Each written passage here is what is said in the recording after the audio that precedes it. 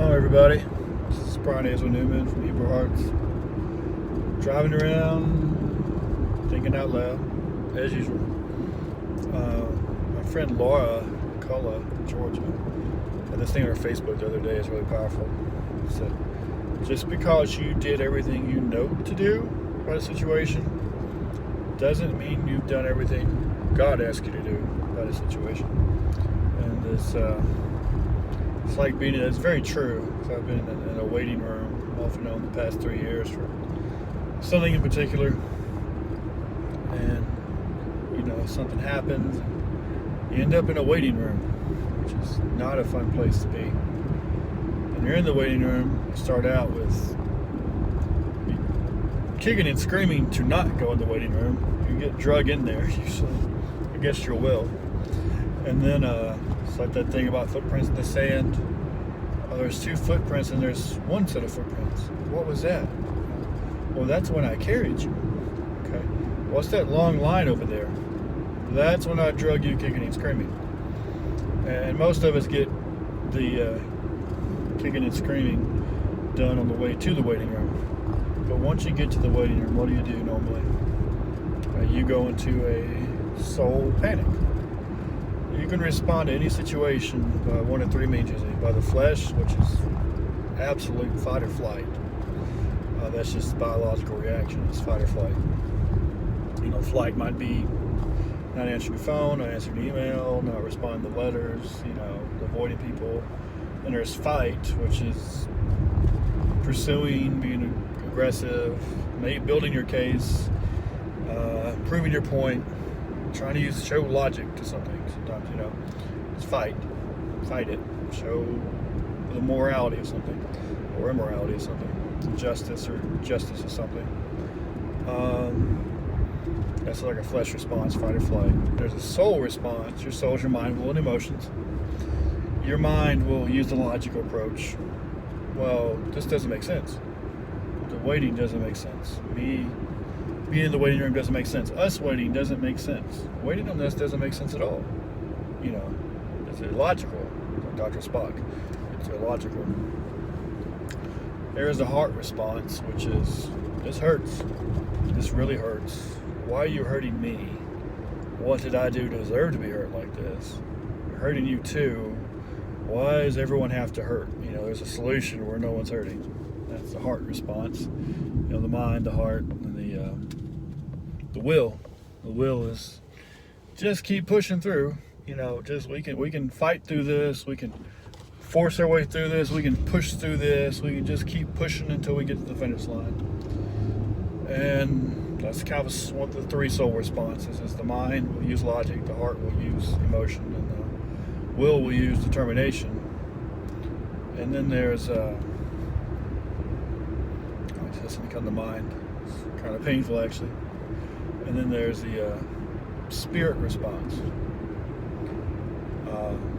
The spirit response is whatever God tells you to do. That usually goes against your logic. It's illogical to us. It's not illogical. There's lower logic, human logic, and there's higher logic. Something makes perfect sense to a toddler, like coloring on the walls of the coloring book, make perfect sense to the toddler. No sense at all to an adult. So there's lower logic, higher logic. So God's logic to us seems illogical. Not illogical, it's just higher logic. So, but there's spirit response, God's response, the spirit response. The spirit response usually seems completely, utterly illogical. The heart response is also contrary to the spirit response. Because the spirit response is sometimes the painful thing. Sometimes it's the thing you kind of, I don't know if I can do that, or that's going to hurt a lot. And then there's the spirit response is also different from the will response. And my camera's sliding everywhere. The will response is push through it. Sometimes the spirit response is wait it out. That's opposite, because it feels like surrender, it feels like letting go, it feels like you just gave up. So you have the flesh response, fight or flight. It's contrary to a spirit response, which is wait on instructions. Don't run, Don't fight. Just wait on instructions. That's a spirit response. The flesh response is fight or flight. It's biology. There's a soul response, which is your mind, will, or emotions. Mind, logic is opposite of a spiritual response sometimes. Emotion is opposite of a spirit response. Will, determination is opposite usually of a spirit response. The spirit response is whatever God tells you to do, and that's usually contrary to fight and flight. It's usually contrary to logic or what makes sense or what's practical. It's usually contrary to a heart response of fear. I'm afraid. I'm hurt. I'm afraid. I'm going to do whatever my hurt and fear tell me to do. My self-protection. Spirit response is contrary to the will response, which is push. No matter what, just push. Just keep pushing. Don't stop pushing. That's a will response. But the spirit response is almost always different to that.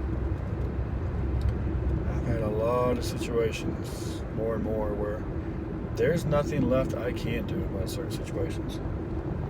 My brother tried to kill himself. I was in the military for 4 years. I was in college trying to get degrees that were not leading to licenses. I was in a pretty hopeless marriage. You don't think Yahweh began that marriage to begin with. Try to push just through that. A lot of breakups, a lot of just been homeless, been through a lot of bad things in general. And most of the responses in situations have been soul responses or flesh responses, either fight or flight. My ex-wife and I, fight or flight. Well, actually, pretty much fight all the time. There was no flight. There was just fight, constant fight. Because both our responses is fight. I've had situations with people where it's just flight. I can just avoid people. It's insane my ability to avoid groups of people, actually. I can just avoid groups for months on end fairly easily, which is a good thing. And I've had situations where I just push through. 6 years of a bad marriage, just keep pushing through. You made a covenant, just keep pushing through. Just keep pushing. You can change one, just keep pushing. I've had situations where I just did what made sense. Bad situation, just do a practical, logical thing. Just do what makes sense, which is basically means do the self-protective, fear-based thing that your brain thinks will help you survive. Not your soul, not your spirit, your brain. Whatever your brain thinks is going to help you survive, do that. And I've been in situations where my hurt led me to acting like a crazy person. Not my spirit, because to me, God wasn't a factor. I was a strong orphan spirit for a while. It's like, Brian's the only person watching out for Brian. Despite all these other people watching out for me, I just couldn't see for some reason. I was blind to them watching out for me. That was almost like a paranoia of, well, they're not watching out for me. They have ulterior motives. But this heart response of just doing insane things because I was hurting so bad. And it's rarely been a spirit response. Someone actually told me today I'm in the school of the spirit now, which to me I think includes having a spirit response to things. I've had to learn in the past couple months. It's just you just can't do something in your mind about certain situations. You can't do what you know to do. You have done everything you know to do. You've done everything you feel to do. You do everything you have the determination to do. You have ran out of determination. So your will is not helping you. You've ran out of ideas. Your brain is not helping you. You've ran out of heart. Your emotions aren't helping you. You ran out of fire on that one. You can't fight anymore. You can't run anymore. So your flesh is out of options. You can't fight. You can't run. Your soul's out of options. You got no ideas. You got no emotional push left. You have no determination left. You've done everything in your capacity of your flesh and your soul to do. You've just done it. You just can't. You're out of resources. Your flesh is out of resources. Your Your soul is out of resources. Your bank account is out of resources. Your friends are all dumbfounded too. And all you have left is spirit. Spirit response to the waiting room. And the waiting room is just sitting there because you're in there because you got no other options. Like in the doctor's office, you really need to see the doctor. It's majorly important. It's one of the most important things in your entire life. So you can't do anything about it except to wait for the doctor, or God, the great physician, to send someone to that window. And that person will either pull you out of the waiting room, like say Yeshua is the great physician. He's a doctor. He's a great physician. On my radio. He is the great physician. And either he sends the spirit to come yank you out of that waiting room, to either take you to the doctor or send you home or give you meds or whatever, to get you out of the waiting room. He either send the spirit to get you out of the waiting room, or he will send like a nurse or receptionist. Say he sends a nurse to give you some medication or to send you home or to call you back or whatever the nurse does. He'll send the nurse to take care of that stuff for you. Send the Holy Spirit, the nurse, to do these things. Or he might send the receptionist. He might send in a prophetic voice somehow, some way. Or he might speak through something, but somehow, some way, he will send a message to give you further instructions. And the receptionist comes to the window of the waiting room. That's not your doing. That's not your flesh doing a fight or flight. You don't have attention until she shows up. You don't walk out of the waiting room. And it's not your mind, will, and emotions. You're not giving an emotional appeal to get out of the waiting room. You're not giving logical reasons why you should no longer be in the waiting room. And you're not just banging your fist demanding to be out of the waiting room. It's not your soul either. It's the spirit gets sent. The spirit has the message. The spirit has the instructions. And so the receptionist, the spirit comes to the nurse, the receptionist comes to the window, and they give you instructions to help you get through the waiting room, to help you accelerate the process of getting out of the waiting room. It's not just fill out this form, or call this number, or fill out this form, or do this, do that, but they will give you something to do to accelerate you getting out of the waiting room. Do this insurance form, or answer these questions, or bring in such and such, But they will give you something to do. It's going to accelerate you get out of the waiting room. And a lot of times these things to us make no sense.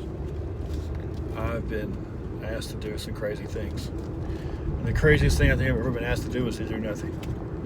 It's just wait. Just pray, or just wait, or just have faith, which are the most infuriating things to me, because I don't feel like I'm doing something.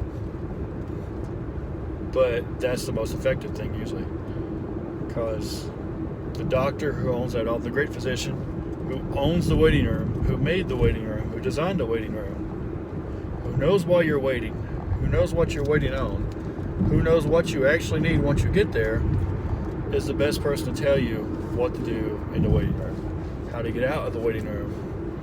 And sometimes it doesn't make sense to us. Like situation A, you want to get out of. Okay, well, human beings will focus on situation A. But sometimes you have to go take care of situation B before situation A can be dealt with. I have a situation with someone my heart is very attached to, and it's kind of a stagnant situation right now. Looks like a hopeless situation, but that's person A, right? Another state. Well, 17 years ago there was person B that I had a different situation with, and I just felt strongly the other day that God is not going to move on the situation of person A to the situation of person B is resolved, which is totally illogical, because these people don't know each other. They know anything about each other. One of them's never heard about the other one. I haven't talked to them in 17 years.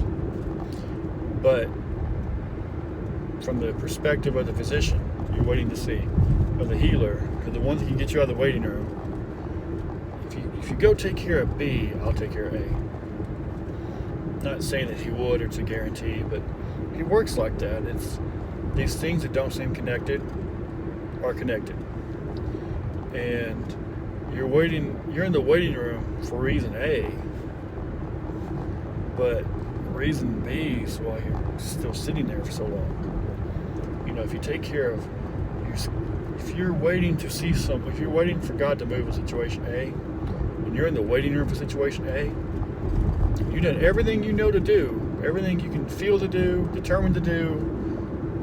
You know every way of responding to situation A. And nothing's happening. You're still in the waiting room. Sometimes the reason is there's situation B can never get resolution. If you work on situation B, you'll be out of the waiting room for A. But the B's been holding us up, or C or D's been holding us up all these years, and we never knew it because it didn't seem connected. It didn't seem logical. So, human beings, we focus on what we're in the waiting room for right now. We focus on that. We hyper-focus on that. Everything is related to that. Why are we in this waiting room, and what are we waiting for, and how do we get out of this waiting room as quickly as possible? And there's B. Situation B is way on the other end of town. Not a thought in our mind. But the physician sends this receptionist front desk and say, "Hey, tell Brian to go take care of situation B from years ago." But I'm not here for B. I'm not here for B. Sorry. Yeah, I'm not here for B. I'm here for situation A. I am here to see you about situation A, and I'm in the waiting room for situation A. I need to get out of situation A for all these logical reasons, for all these emotional reasons, for all these reasons of determination. And it's, in this fight or flight, I've been fighting situation A and running for situation A. And none of that's working, but I got to get out of situation A. So why are we having a discussion about situation B? And the receptionist will tell you, they'll just tell you and repeat. The great physician said, if you want him to heal situation A, go take care of situation B. Or she might tell you, fill out this form, or she might tell you, write this card, send this email, make this phone call, go to this place, introduce yourself to that person, donate to this, donate to that, things that seem totally unrelated to situation A. These are situations B, C, D, E, and F, and G. That's what you need to do to get out of the waiting room. And it's like Laura said, just because we run out of things we know to do doesn't mean we've ran through the things God said to do.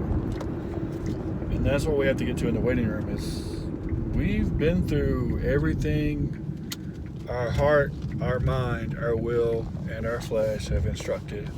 Everything they come up with, everything our friends have come up with in their heart, mind, will, and flesh. And that's not the end of the story. The story doesn't end, and often the waiting doesn't end until we do what the Spirit tells us to do. To do that, we have to ask. And sometimes, like my situation in life in general, is you wake up every day, and God just wants you to be a day by. He's not going to give you all 5,000 things to do to heal the situation. Sometimes the instruction is, okay, 8 o'clock in the morning, I'll tell you to do this. Okay, that's great. I got the waiting room now. Like, nope. 9 o'clock, I'm going to tell you to do this. And 10 o'clock, I tell you to do this. 11 o'clock, day by day, he'll give you different instruction. If you're in the waiting room, you just got to wake up every day and ask for that day's instructions. And, one day you leave the waiting room. Either because you have your appointment and you get what you came for, or because you get home without what you came for. You get sent home. And because you get something, you're going to get something better. Or something got healed, or something got fixed, or you just gotta let go of something. Even if you didn't want, even if you waited a long time on it, you gotta let go of it. And sometimes you just gotta let go of trying for it and let God bring it. So, at whatever point he's ready. And sometimes the point at which he's ready is when you have done everything you know to do. Then your flesh need to do. You went through all that. Your soul, all the things your soul need to do. You give up on all that. All the things your friends and all the professionals and all the blog entries and YouTube videos told you to do. When you run through all that, then you usually get to what he's telling you to do. And you go through what he tells you to do with a certain pace. He doesn't tell you 15 things to do and bam, it's fixed. It's like, do what he tells you to do on Monday, and then on Tuesday, then on Wednesday. And you just keep going through that until there comes a point you leave the waiting room. Either because you see the doctor and he gives you what you were waiting on, or he says you don't need what you're waiting on, you just need to learn that process. Or you just kind of walk out of the waiting room on your own, and then you end up back there again waiting longer than you would have originally, because you spend 2 hours waiting and you leave. You would have seen the doctor at hour 3. You would have been released at hour 3 with what you're waiting to get. But you didn't wait to hour 3. Hour 2, you left. Then if you come back, you got to wait those 2 hours plus another hour. You got to wait 3 hours. You wait 2 hours, you leave. Then you come back later, you have to wait 3 hours straight. When you're almost there, you just chunked it out when you're almost there. So there's often no time, there's no way around the waiting except for waiting. Because you leave the waiting room, you got to start all over. And sometimes you run through everything you know your flesh knows to do, your soul knows to do. Then you go to what the Spirit says to do. Then you revert back to what your flesh tells you to do, what your soul tells you to do. So you have to start the whole process over and to go back to the Spirit told you to do. So the quickest way to get out of the waiting room is just, let that flesh process, fight or flight. Let it process out, or just skip it all together and go what the Spirit tells you to do. Let your mind, will, and emotions process all their things out. And then go what the Spirit tells you to do, or just go straight to the Spirit. Same thing with your friends, professionals, YouTube videos. You can either run through all that real quick, or you can just let the Spirit tell you what to do, but you don't get out of there with your soul. Normally. Rarely ever. You don't get out of there until you get to the point of you have done everything you know to do. You have passion to do, you have determination to do, and none of that worked. And then you get to do what the Spirit tells you to do. And you go to the Spirit process and the Spirit time at the Spirit pace, and you get out of there. But otherwise, you just start back all over with somebody else or some other situation that's similar, and you just don't repeat. So how you get out of the waiting room is the Spirit response. What did the great physician send the nurse to tell you, or send the receptionist to tell you? Not what you came up with on your own. That's how you get out of the waiting room. And I think there's a quicker way and a slower way. The slower way is to constantly run through everything you know to do over and over. And the quicker way is to do what the Spirit tells you to do. So that's a lesson from the waiting room, which I've been in quite a lot lately. Shalom to your hearts.